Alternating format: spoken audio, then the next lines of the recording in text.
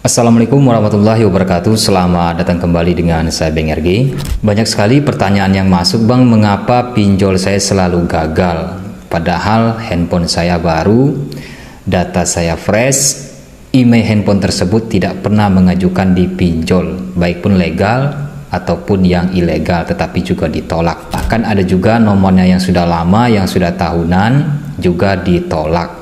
Dan juga ada yang punya rawatan atau mendapatkan beberapa kali limit, tidak pernah telat sama sekali, riwayat kreditnya bagus seperti di aplikasi besar ya, aplikasi Shopee, SPayLater S Pinjam, aplikasi Aku Laku di Asetku, aplikasi Kredipo, Kredifast ya, terus aplikasi Kredit Pintar. Nggak pernah telat sama sekali, sudah mendapatkan beberapa kali limit, punya rawatan tetapi juga ditolak. Oke, di sini kan kita sama-sama mengetahui saat ini banyaknya masyarakat Indonesia yang gagal bayar. Bahkan ada analisisnya, daftarnya Provinsi Jawa Barat itu yang paling terbesar.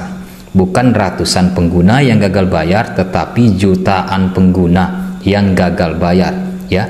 Ini menjadi efek jera bagi pelaku perusahaan pinjol. Maka dari itu banyak pinjol-pinjol yang stop pembiayaan, baik legal maupun ilegal ya.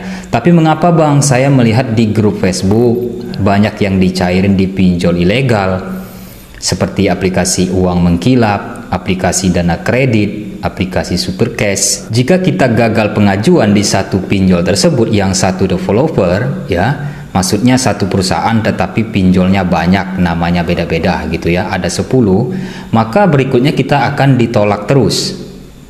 Nah, jadi percuma kita ngajuin ya, kita capek menginput data KTP ya, verifikasi wajah ya, capek geleng-geleng seperti itu ya, nomor rekening sudah kita input juga semuanya, tapi ditolak terus. Ada yang belasan aplikasi, bahkan ada yang puluhan aplikasi ditolak, legal maupun yang ilegal. Nah, di sini juga kita mengetahui pinjol legal di sini kan sudah diberi sanksi. Ada beberapa pinjol legal yang diberi sanksi. Karena apa? Karena masyarakat gagal bayar ya. Karena pinjol legal tersebut tidak bisa memenuhi ekuitas 2,5 miliar yang ditetapkan OJK. Hingga saat ini belum bisa.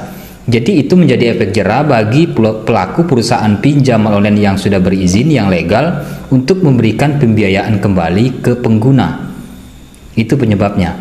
Nah, dan di sini yang ilegal yang kita permasalahkan juga nggak bisa disetujui, juga ditolak kebanyakan. Teman-teman yang cairin itu nasi-nasipan juga.